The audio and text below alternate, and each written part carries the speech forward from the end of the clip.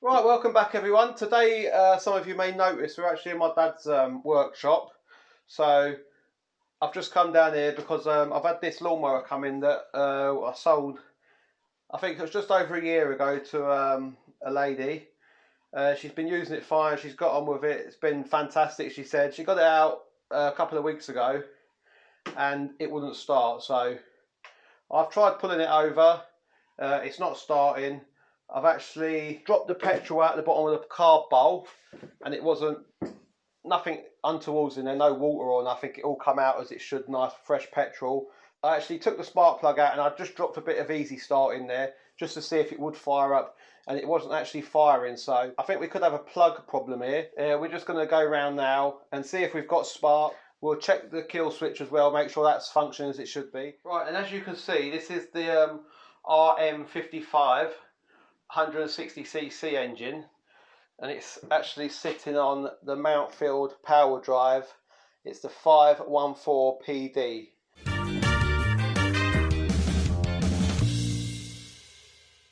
Right, I'm just going to use these long nose grips to pull that because it's a bit tight in there to get your fingers in, so there's not much play on these.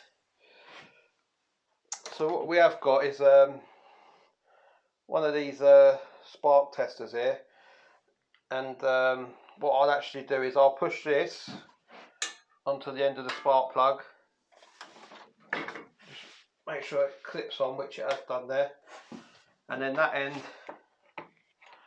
goes in your spark plug just like that. So what we're going to do is I'm just going to get a clamp just to clamp this off so I can be down here just looking at that. Oh, straight away up, nice spark there. Spark there. I don't know if you can see that on the camera. So we've got a good spark there. We'll just take this spark plug tester back off again.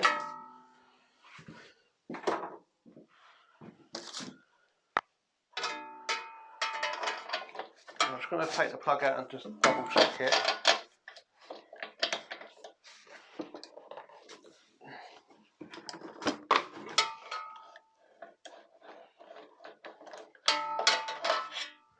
And the plug don't look too bad, to be fair. I've seen worse, and it is actually wet, so we are getting fuel down there. I will just give it a wire brush just to give it a clean. And as you can see there, that plug it's still virtually brand new. It hasn't done a lot of work since I sold it, to be fair. As you can see, after that clean up, it looks, there's not a lot of soot or carbon build up on that at all. So yeah, I'm really happy with that. So I'm just going to rewind that back in.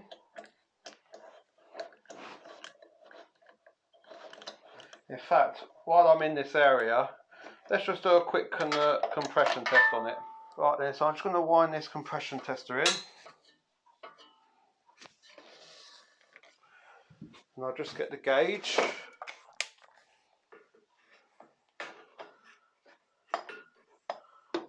Well, it's not going to balance there, so I'll just leave that there for a minute while I give it a couple of pulls.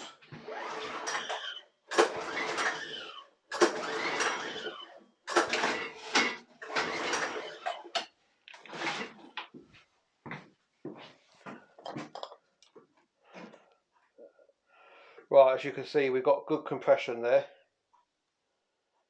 That's 100 psi there, so that's nothing wrong with that compression at all. So we'll just release that out, so we can rule that out for a minute. So we'll wind that plug back in. It could still be a faulty plug, but I just want to give that one the benefit of the doubt. As I say, he said it was running perfectly, and he just went and got it out the garage, and it wouldn't fire up. So it still could be a fuel issue, but with me putting some easy start down the head, I would have thought it should have at least fired. So that's what made me come down the route of looking at the spark and the kill switch. So let's just have a look at the kill switch now. What I'm going to do is just take all this off up the top here as well, so get and have a look in here. So I've just got a Phillips screw at the back here, so we'll wind that out, and I can't remember if there's a screw at the front or not under this plastic cover here that we have to pop up.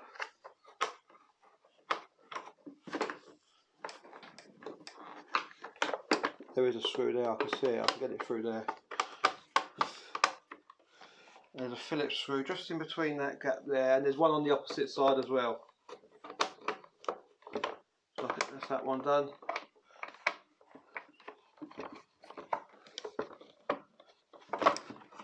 There we go.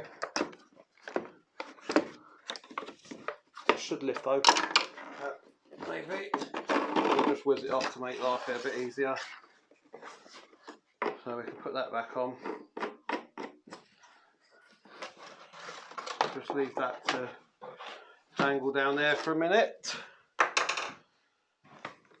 I'm going to take this recoil off, which is 310 mils, I believe. Where's that extension?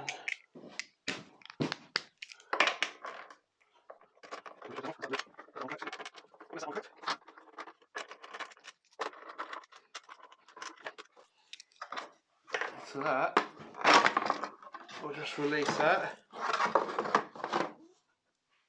and we can check all the wiring along here as well then. The gap looks fine.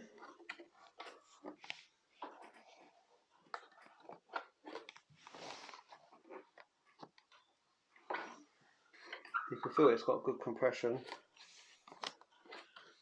Everything looks fine as it should there. I did check the oil in it as well, the oil's fine in it. It's still pretty clean in there. So everything looks good there. I'm just going to quickly whiz the air filter off as well. You can see, look at that air filter, and that's still like new, that hasn't done a lot of work at all, that. No crap in there or nothing. So everything is looking good there. Look how clean it is, look. It's good as they left it. All the carb linkages look alright. I might just whiz this off just so we can get a good look at this switch under here. So we're just going to quickly whiz this off.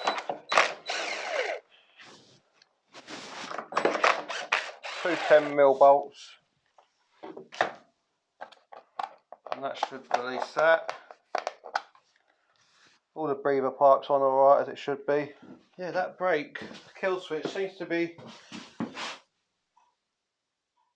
operating as it should. I can see it on there. It's definitely, it's making contact. It's right up there. Just as I slightly touch it, I can hear it rubbing.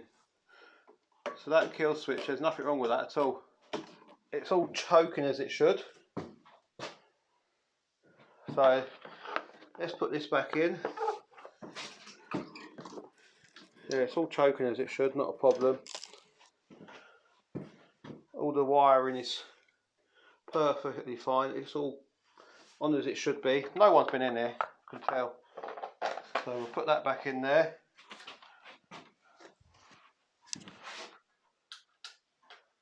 Just whiz this back on.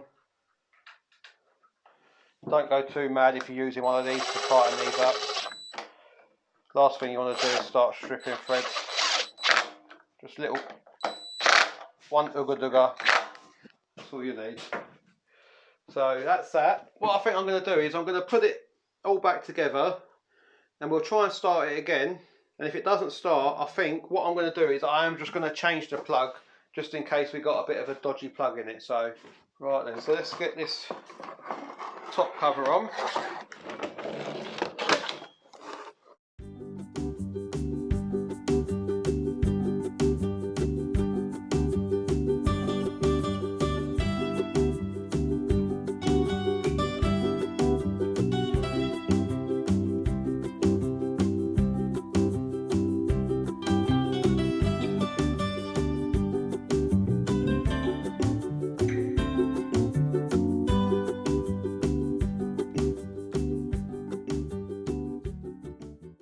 Right then, so what I think I'm going to do now is, I'll just leave the air filter off for a minute, I'm not too worried about that. What I'm going to do now is, I'm just going to lower it back down.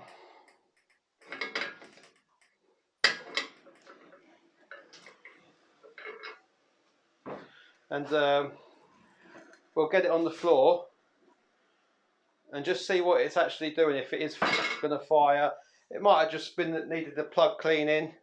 So let's lock that table back off, pull that over there, just pull this forward, then that gives me a bit of room to pull the mower back.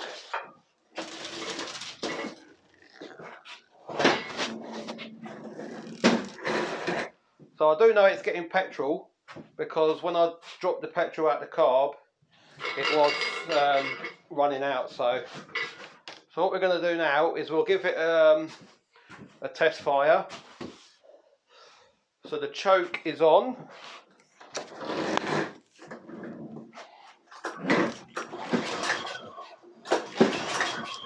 And there's just nothing there. Oh, want it to go then. As you can see, there's nothing there. So what I'm going to do is I am going to quickly just change the plug across. So give me a minute.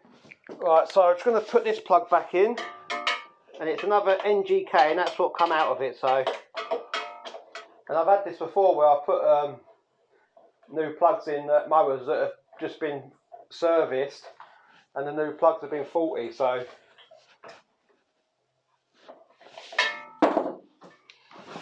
let's give that a try now and see what happens.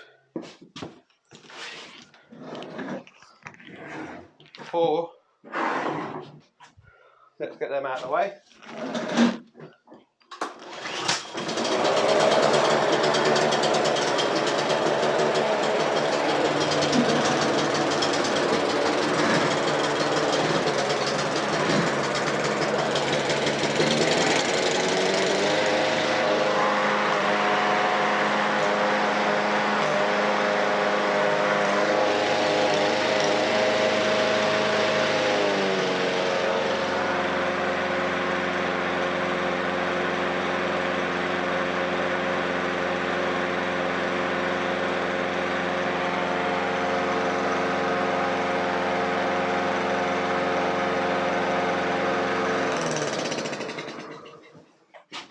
Right then, that just goes to show you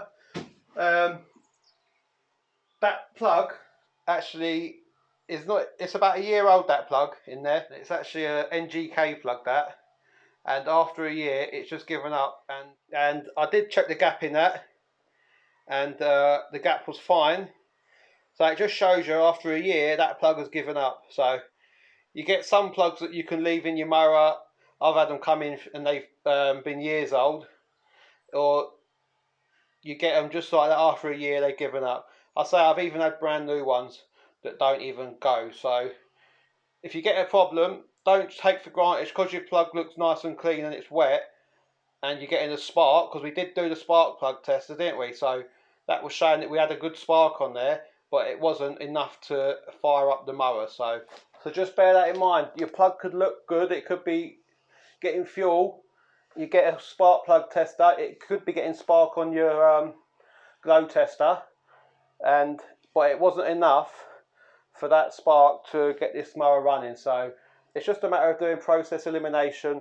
I could have come in here, I could have changed the plug, I could have started changing the coil and all that, but we wouldn't have known what the problem was. So it's just a matter of going round, doing little tests on each thing, like going under there to check the switch was making contact where it should be making contact. We checked the fuel, we emptied the carb bowl, that was running fuel. There was no water in it when we dropped it out, so we knew it was just getting clean fuel through. I did a sniff test on the petrol, that seemed fine. Oil was nice, up to level, clean. Air filter was still clean, new. Plug still looked good as new. What else did we do? We done the compression test, good compression on it, weren't worried about that. We done the spark plug test, was getting spark through the spark plug tester. So that was showing it was sparking, but it obviously wasn't enough spark to actually get this to kick the engine over. So it just shows you, before you go start throwing loads of money at it, changing all these parts, just do your checks and do your process of elimination. So for the sake of that, it would cost maybe, what's that, £5 for a plug, and you save money. To do that in a shop, just taking it in the front door, you're looking at £20 just for them to even have a look at your mower. Plus then they're going to start changing all sorts of parts, and before you know it, you've come out of that shop with £150 bill, when you could have put that to you could have bought a new mower basically for what they'll charge you, all for the sake of £5. So yeah, it's just a little fast blast video. This, I've probably rambled on a lot in this. I will give it a little clean up now, because I do like to do that when I work on a mower. I like to give it a clean anyway, because when I'm working on it, it just makes it a nicer job to work on something that's clean. But also, once I've finished, I like to just give it the once over, just to make it look presentable. And once the customer comes back and sees that you've actually took the time to clean that mower as well, it just impresses them, and they know that you take care in what you do, and it just brings you back regular customer, and then it's word of mouth. They start telling their friends that you're a reasonable guy, you take pride in your work. They're happy, I'm happy, because they will keep coming back, and they will mention me to their friends and family. So we're going to leave that here for this little RV55 Mountfield. And if you've got any questions, leave a comment down below. I'm just going to give it a quick once over now, clean up, and I'll contact the lady and tell her it's ready. So yeah, until then, we'll see you next time.